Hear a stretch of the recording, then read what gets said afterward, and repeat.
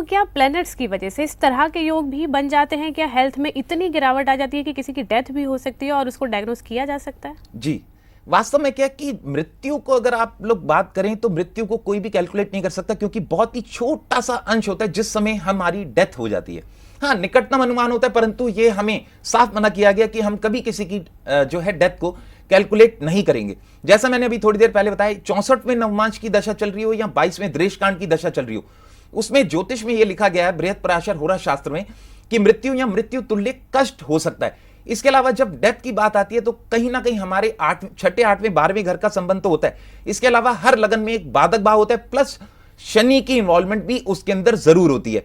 तो आप ऐसा नहीं है कि हम एकदम डेथ को, एकदम भविष्य को एकदम मान ले कि जैसे मैंने भी अगर बोल दिया किसी का, मैं हालांकि मैं भविष्य वक्ता नहीं हूं, मैं हमेशा एक चीज बोलता हूं, क्योंकि हम अपना भविष्य स्वयं सुधार सकते हैं। क्योंकि अगर हम आज अच्छे कर्म करेंगे, यानी अगर आज आपका बच्चा अच्छी पढ़ाई करेगा तो ही तो कल जाकर के वो डॉक्टर या इंजीनियर बनेगा। तो ऐसा नहीं होता भविष्य का। जैसे मैं हमेशा बोलता हूं, मैं भविष्य वक्ता नहीं, परंतु हाँ, आपको कुछ ऐसी एडवाइसेस दे सकता हूं जिससे आपका भविष्य अच्छा जरूर बन सकता है। तो इस तरह की भ्रांतियों में आप कभी मत आइए। केवल आप दान कर सकते हैं, और हमारी लाइफ लाइन बचाने वाला सबसे बढ़िया जुपिटर ग्रह होता है, यानी गुरु ग्रह। अगर जुपिटर आपकी कुंडली में कहीं ना कहीं अच्छा है तो वो आपको कहीं ना कहीं इम्यूनिटी देता है, परंतु अगर जुपिटर अच्छा नहीं होता तो कहीं ना कहीं हमें दिक्कत दे ही देता है। तो कोशिश कीजिए अपने जुपिटर को अच्छा कीजिए, सर माथा मंदिर में आप टेकते रहिए, यानी कहीं ना कहीं अपने जुपिटर को आप अच्छा कीजिए।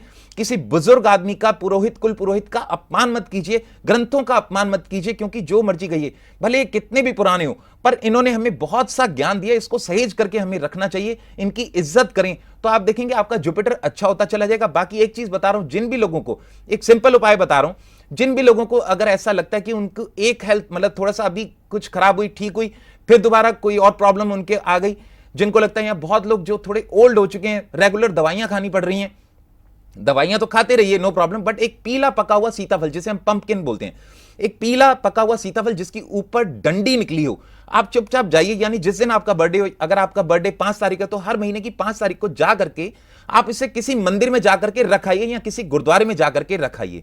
उसमें और कुछ नहीं करना। उनको हम बेसिकली, हमारे शास्त्रों में 9 ग्रह माना गया, और जो मैंने स्पेशली बताया ऊपर उसकी डंडी जरूर निकली हो, उसको हम बृहस्पति की चोटी कहते हैं, जो हमारे ग्रहों और शास्त्रों में बात कही गई है। तो उसमें 9 के 9 ग्रह हो जाते हैं, और उसमें क्या हुआ, आपने मंदिर में रख दिया कि आप इन 9 ग्रहों को प्रभु आप ही संभालिए, और कहीं ना कहीं हमारे को जीवन में बैलेंस दीजिए। महीने में एक ही बार करना है अपनी हर, और जिनको डेट ऑफ बर्थ नहीं पता, वो हर महीने की पहली तारीख या 5 तारीख को अगर ये उपाय करते हैं तो कहीं ना कहीं बैलेंस हो जाएगा। आप ऐसा मत सोचिए, मैं उपाय वही बताता हूं जो मैंने स्वयं भी अपनाए हो या मेरे खुद के रिलेटिव्स ने भी अपनाए, और मैंने जब देखा कि सच में इससे लाभ मिलता है, तो आप ऐसा केवल करके देखिए, आपको फर्क जरूर आएगा। बाकी मेडिसिन जो आप ले रहे हैं वो आप कृपया करके लेते रहिए, धीरे धीरे आप देखेंगे कुछ ना कुछ बेटर, यानी जैसा मैं बोलता हूं बैलेंस जरूर आप कर सकते हैं।